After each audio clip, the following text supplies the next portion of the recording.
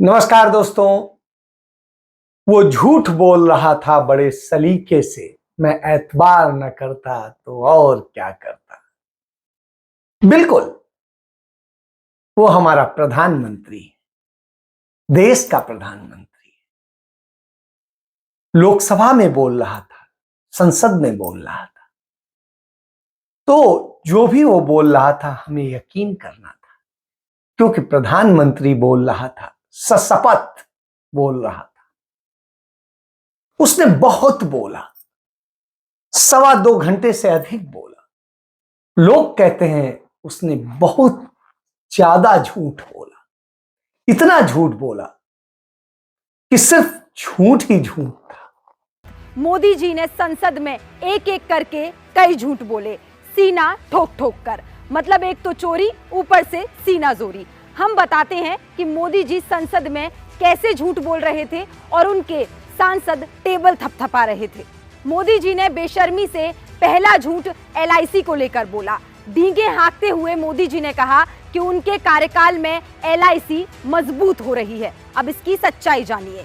देश की सबसे बड़ी बीमा कंपनी LIC 1 साल पहले मई 2022 में सरकार ने भारतीय जीवन बीमा निगम में अपनी 3.5% हिस्सेदारी बेची, IPO लॉन्च किया। एक शेयर की कीमत रखी गई 902 से 949 रुपए। शेयर लिस्ट हुआ 867 रुपए, यानी कि 9% डिस्काउंट पर। बीते 1 साल में शेयर 530 रुपए तक लुढ़का। मीडिया रिपोर्ट्स के मुताबिक इस शेयर ने निवेशकों के 2.5 लाख करोड़ रुपए डुबो दिए। अब बताइए कहां से मजबूत है? ये मोदी जी के महंगे चश्मे का कमाल है कि उन्हें बुरी तरह से डूबने की कगार पर खड़ी LIC मजबूत दिख रही है। दूसरा झूठ, मोदी जी से उम्मीद थी कि मणिपुर पर बोलने के साथ वे नॉर्थ ईस्ट के बारे में भी कुछ बोलेंगे, लेकिन फिर उन्होंने झूठ बोला। देश के प्रतिष्ठित पत्रकारिता संस्थान भारतीय जनसंचार संस्थान को लेकर फर्जी दावा कर दिया। मोदी जी ने संसद में बेशर्मी से कहा कि उनकी सरकार के कार्यकाल में नॉर्थ ईस्ट के मिजोरम राज्य में भारतीय जनसंचार संस्थान IIMC खोला गया। लेकिन सच्चाई ये है कि 2011 में जब मोदी जी केंद्र की सत्ता में नहीं थे, तभी मिजोरम में IIMC खुल गया था। मिजोरम में IIMC 8 अगस्त 2011 को ही खुल चुका था और उस वक्त देश में कांग्रेस की सरकार थी। ये तो केवल 2 झूठ हैं। मोदी जी की संसद में कही गई एक एक बात झूठी है। अपनी सरकार की नाकामियों को छिपाने के लिए वो फर्जी बातें करने से भी नहीं हिचकिचाते हैं। लोग कहते हैं वो इतना बोला जैसे चुनाव प्रचार में बोलता है, और जब वहां बोलता है तो वहां पर आई जनता से वो हामी भरवाता है। वैसे ही वो संसद में बोल रहा था और अपने लोगों से हामी भरवा रहा था। जब मणिपुर में वो एक समय था, हर व्यवस्था उग्रवादी संगठनों की मर्जी से चलती थी, वो कहे वो होता था। और उस समय सरकार किसकी थी मणिपुर में? किसकी सरकार थी? जब सरकारी दफ्तरों में महात्मा गांधी की फोटो नहीं लगाने दी जाती थी, तब सरकार किसकी थी? जब मोइरांग में आजाद हिंद फौज के संग्रहालय पर नेताजी सुभाष चंद्र बोस की प्रतिमा पर बम फेंका गया, तब मणिपुर में सरकार किसकी थी? तब मणिपुर में सरकार किसकी थी? आदरणीय अध्यक्ष जी, जब मणिपुर में स्कूलों में राष्ट्रगान नहीं होने देंगे, ये निर्णय किए जाते थे, तब मणिपुर में सरकार किसकी थी? जब एक अभियान चला था, अभियान चला करके लाइब्रेरी में रखी गई किताबों को जलाने का, ये देश का अमूल्य ज्ञान की विरासत को जलाते समय सरकार किसकी थी? जब मणिपुर में मंदिर की घंटी शाम को 4 बजे बंद हो जाती थी, ताले लग जाते थे, पूजा अर्चन करना बड़ा मुश्किल हो जाता था, सेना का पहरा लगाना पड़ता था, तब मणिपुर में सरकार किसकी थी? आदरणीय अध्यक्ष जी, जब इम्फाल के इस्कॉन मंदिर पर बम फेंककर श्रद्धालुओं की जान ले ली गई थी, तब मणिपुर में सरकार किसकी थी? जब अफसर, हाल देखिए, आईएएस आईपीएस अफसर, उनको अगर वहां पर काम करना है तो उनके तनख्वाह का एक हिस्सा उनको इन उग्रवादी लोगों को देना पड़ता था, तब जाकर के वो रह पाते थे। तब सरकार किसकी थी? आदरणीय अध्यक्ष जी, इनकी पीड़ा सिलेक्टिव है,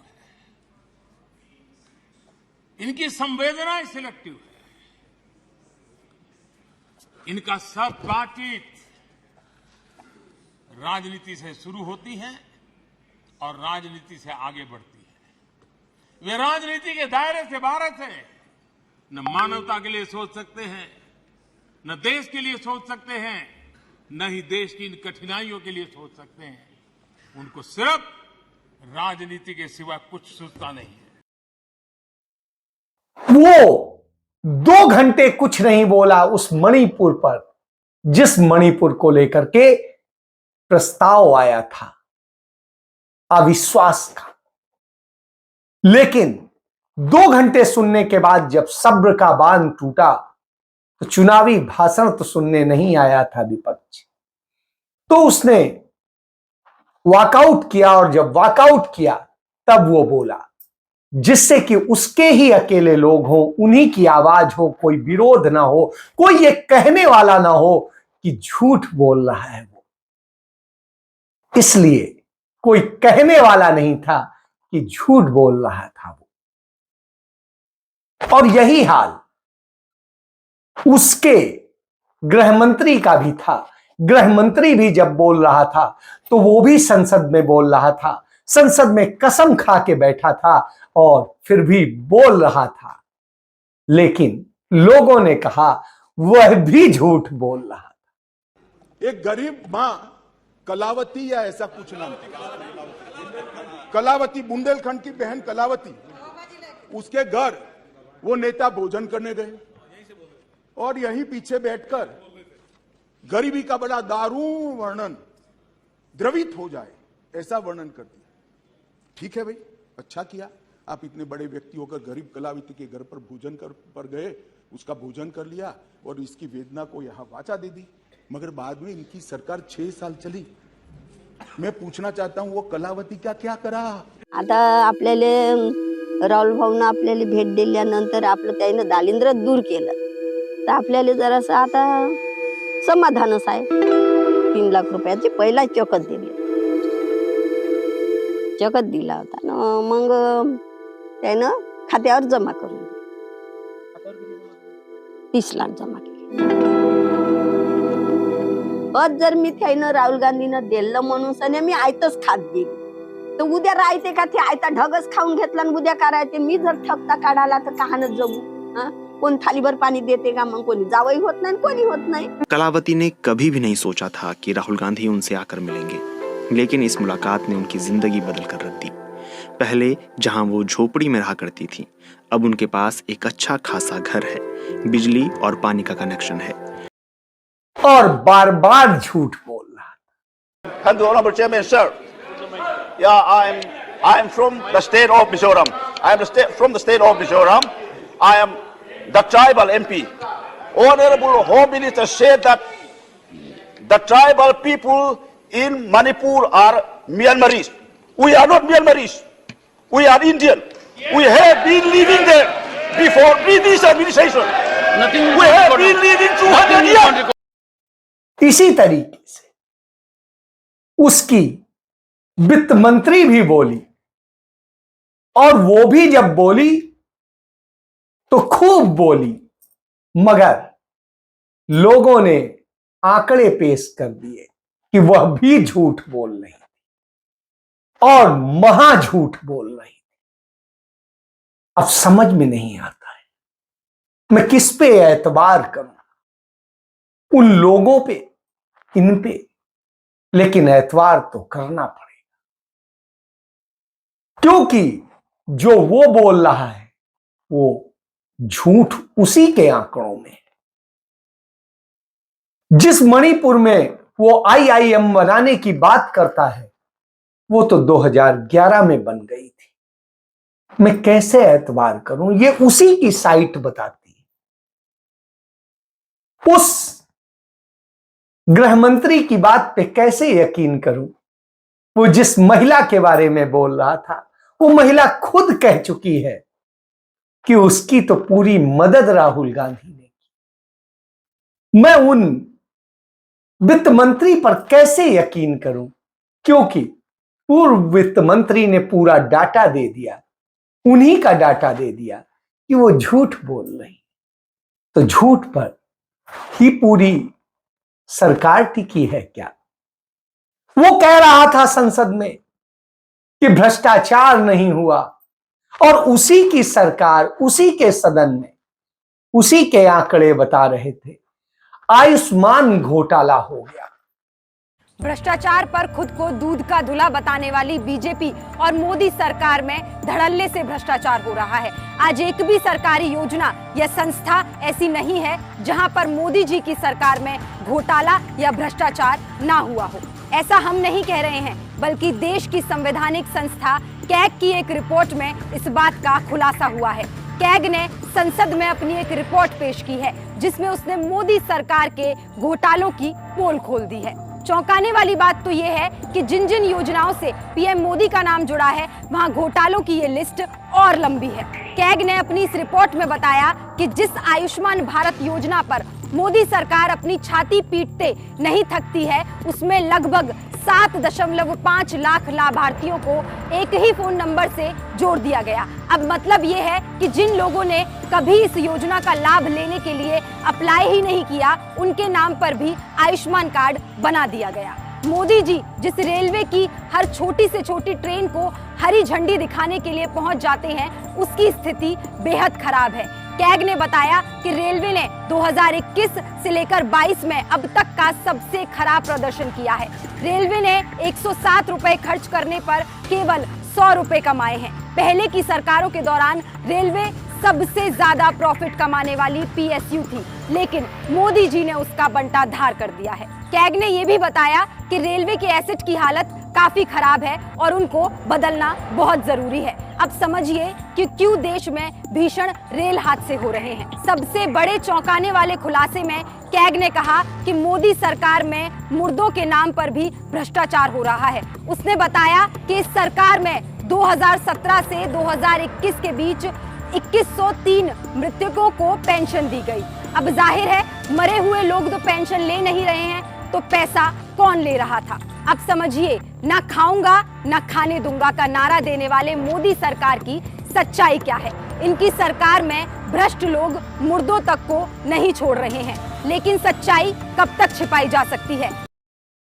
कई हजार करोड़ का घोटाला हो गया, कोई देखने वाला नहीं। अब मैं किस पर यकीन करूं? क्योंकि उसके आंकड़े बोल रहे हैं कि भ्रष्टाचार हुआ है। यदि इसी पर यकीन तो उसी की सरकार को कर्नाटक में पेश किया गया कि 40% कमीशन की सरकार है, और अब मध्य प्रदेश में कॉन्ट्रैक्टर्स ने लिखा चीफ जस्टिस को कि उनके यहां 50% कमीशन। ऐसा है, वहां तो एक मिनिस्टर 40% ले रहा था, यहां तो अलग अलग स्तर है ना। शुरुआत करिए नीचे से, पटवारी, फिर गिरदावर, फिर तहसीलदार, फिर एसडीएम, फिर कलेक्टर, फिर कमिश्नर, फिर ऊपर तक भोपाल तक, और हर डिपार्टमेंट में है, तो आखिर में तो 50% तक जाता है। हालात ये हैं कि खुलेआम लूट मची हुई है। कलेक्टरों से पोस्टिंग का पैसा लिया जा रहा है। मुख्यमंत्री निवास से फोन जाता है, कौन सी पोस्टिंग चाहिए बताओ, मेन्यू कार्ड लगा हुआ है, कौन से कमाऊ पोस्टिंग्स हैं। इतना भ्रष्टाचार हमने अपने जीवन काल में नहीं देखा। तो अब मैं किस पर यकीन करूं? क्योंकि मेरा प्रधानमंत्री तो बहुत ताकतवर, इतना ताकतवर है हमारा प्रधानमंत्री कि वो एक अकेला चिल्लाता है, मगर उसकी मंत्री स्मृति ईरानी बोल रही थी कि रॉबर्ट वाड्रा ये हैं, और जब रॉबर्ट वाड्रा पेश करते हैं तो पता चलता है स्मृति ईरानी ही गड़बड़ है। आंकड़े बताते हैं, सबूत बताते हैं कि उनके गोवा के बार में घोटाला हो रहा। तो अब मैं किस पर यकीन करूं? उस ताकतवर प्रधानमंत्री पर जो कहता है मैं एक अकेला काफी हूं, लेकिन वो 38 दलों को लेकर चलता है, 38 दलों के साथ फोटो सेशन कराता है और एक फ्रेम में समाता है। जब 38 दलों के साथ फोटो खिंचाता है तो एक अकेला मैं कैसे मानूं, कैसे यकीन करूं? मैं कैसे यकीन करूं कि उसने सच बोला है? क्योंकि उसने तब भी बोला था कि 2 करोड़ हर साल रोजगार नहीं दिए थे। उसने बोला था काला धन वापस आएगा, नहीं आया। उसने बोला था टैक्स कम हो जाएंगे, नहीं हुए, बढ़ गए। उसने कहा था महंगाई कम होगी, कि नहीं हुई, बढ़ गई। उसने कहा था पेट्रोल डीजल सस्ते हो जाएंगे, नहीं हुए, बहुत बढ़ गए। किस पर यकीन कर? उसने कहा था रेलवे सुधर जाएगी, लेकिन रेलवे में बड़ी बड़ी दुर्घटनाएं हो रही हैं, घोटाले हो रहे हैं, लोग जानवरों की तरह से चल रहे हैं। तो किस पर यकीन करूं? किस पर यकीन करूं कि क्या है? वो कहता था कानून व्यवस्था सुधरेगी, लेकिन आज देश में हर तरह का अपराध बढ़ गया है। मैं किस पर यकीन करूं? उसके आंकड़ों पर या उस पर? वो कहता था बेटियों की आबरू इज्जत सम्मान के साथ रखनी चाहिए, लेकिन उसके राज में ही बेटियों की आबरू लुट रही है, नग्न परेड निकाली जा रही है। तो मैं किस पर यकीन करूं? आज यकीन करने का मन करता है। वो ताकतवर है, वो चाहता है, दिखाना चाहता है मैं ताकतवर, मैं कुछ भी कर सकता हूं, क्योंकि उसकी सत्ता सिर्फ ताकत और डर पर टिकी है। और जिस दिन लोग उसकी ताकत और डर से यकीन खो देंगे, उस दिन वो धराशायी हो जाएगा। इसलिए वो आपको डराता है कि नहीं, मैं ताकतवर हूं, मैं ही आऊंगा, मैं ही हूं, एक अकेला। लेकिन वो एक अकेला सचमुच कितना अकेला है कि पीछे का शोर मजबूरी है, डर की मजबूरी। जो डरता नहीं है वो आईना दिखाता है। राहुल गांधी से उसको तकलीफ है। क्यों है? क्योंकि राहुल गांधी सच बोल देता है। राहुल गांधी उससे डरता नहीं है, और वो संसद में भी बोलता है और संसद के बाहर भी बोलता है। मणिपुर में महीनों से आग लगी हुई है, लोग मारे जा रहे हैं, और अगर आपने देखा होगा तो प्रधानमंत्री हंस हंस के बोल रहे थे, मुस्कुरा रहे थे, जोक्स क्रैक कर रहे थे। ये उनको शोभा नहीं देता है। कुछ ही दिन पहले मैं मणिपुर गया, हमारे प्रधानमंत्री नहीं गए, आज तक नहीं गए। मैंने महिलाओं से बात की, बच्चों से बात की, जो हमारे प्रधानमंत्री जी ने आज तक नहीं किया। मगर मैं आपको 2 उदाहरण देना चाहता हूँ। एक महिला मुझे कहती है, मैंने कहा क्या हुआ तुम्हारे साथ? कहती है मेरा छोटा सा बेटा, एक ही बच्चा था मेरा, मेरे सामने, मेरे आंखों के सामने उसको गोली मारी है। मैं पूरी रात उसकी लाश के साथ लेटी रही, मुझे डर लगा, मैंने अपना घर छोड़ दिया, जो भी मेरे पास था वो मैंने छोड़ दिया। मैंने उनसे पूछा कुछ तो लाई होगी? कहती है नहीं। और फिर इधर उधर ढूंढती है और एक फोटो निकालती है और मुझे कहती है यही मेरे पास अब बची है। एक और उदाहरण, दूसरे कैंप में मैं, एक महिला मेरे सामने आती है, मैं उससे पूछता हूं क्या हुआ तुम्हारे साथ? जैसे ही मैंने उससे सवाल पूछा तुम्हारे साथ क्या हुआ, वैसे ही 1 सेकंड में वो कांपने लगी। उसने अपने दिमाग में वो दृश्य देखा और वो बेहोश हो गई, मेरे सामने कांपती हुई बेहोश हो गई। इन्होंने मणिपुर में हिंदुस्तान की हत्या की है। That is why we wanted Manipur to be on the agenda in Parliament. And what did the Prime Minister do? He ridiculed the state. He ridiculed the women of the state. And the Prime Minister should speak not as a petty politician, as the leader of a political party, but the Prime Minister should speak with the weight of the Indian people behind him. And it's tragic to watch Mr. Narendra Modi. It's sad. He is our representative. He's my representative. He's all our representative. There's a complete misunderstanding in the mind of Narendra Modi ji about what the Prime Minister of India is. डराता है जब कल मुंह पर नेता प्रतिपक्ष लोकसभा ने बहुत कुछ बोला, बहुत कुछ बताया। हालात में विवश करके उन पे ऊपर हमला हो रहे हैं, बलात्कार की घटना घट रही है। तो मुझे एक बार ये बोलने का इच्छा हो रहे हैं कि जब राजा अंधा रहते हैं, धृतराष्ट्र जब अंधा रहते थे, उस समय द्रौपदी की बस्त्रण हुई थी। आज भी राजा अंधे बैठे हैं, इसलिए किसी को नाम नहीं लिया, किसी को नाम नहीं लिया मैंने, किसी को नाम नहीं लिया मैंने। तो इसलिए जहां राजा अंधा बैठे रहते, जहां राजा अंधा बैठे रहते, वहां द्रौपदी की बस्त्रण, चाहे वो हस्तिनापुर में हो, चाहे वो मणिपुर में हो, होते ही रहते। मणिपुर और हस्तिनापुर में कोई फर्क नहीं रहता। आप तो उसको सस्पेंड कर दिया, क्योंकि डर तो दिखाना है, डर तो भरना है,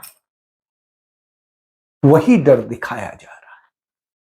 और उस डर से आधा दर्जन सांसदों को सस्पेंड कर दिया गया। मीडिया के मेरे दोस्तों, आज हम डॉक्टर अम्बेडकर के स्टैचू के पास जो प्रोटेस्ट कर रहे हैं, इसीलिए कि कॉन्स्टिट्यूशन के धज्जे उड़ाए जा रहे हैं और बीजेपी गवर्नमेंट और खासकर मोदी जी ये संविधान के तहत सदन चलाना नहीं चाहते और जो rules regulation business advisory committee के जितने भी रूल्स है उसको अलग रख के आज वो हर मेंबर को धमकी दे रहे हैं और हर मेंबर को सस्पेंड करके, ये पहली बार ऐसा हो रहा है कि सस्पेंड करके प्रिविलेज कमेटी को भेजा जा रहा है ताकि वो मेंबर बिजनेस एडवाइजरी कमेटी में भी न आए।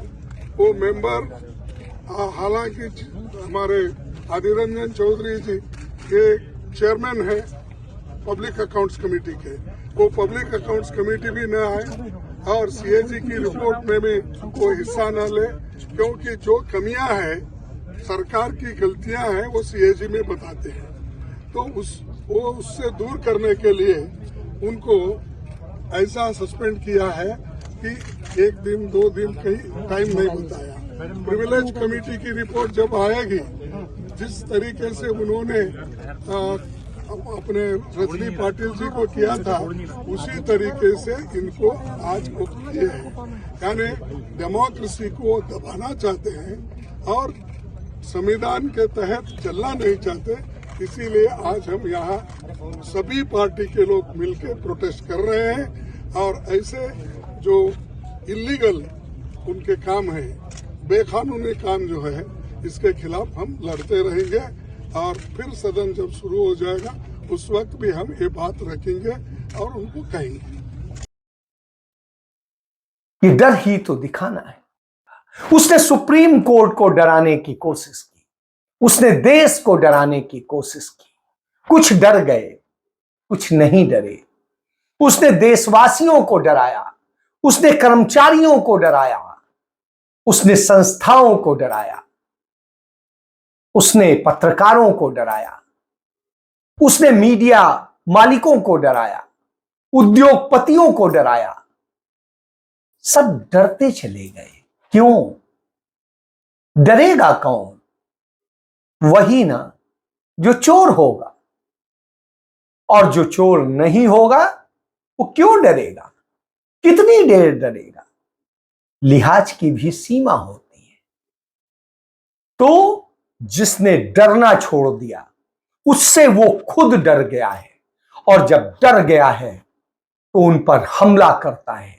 यही वजह है कि संसद में उसने सबसे ज्यादा बार कांग्रेस का नाम लिया। उसने संसद में राहुल गांधी पर हमला किया।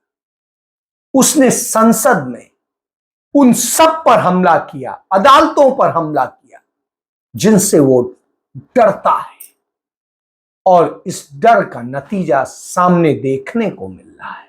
वो डरता है कहीं सुप्रीम कोर्ट इलेक्शन कमिश्नर न तय करवा दे।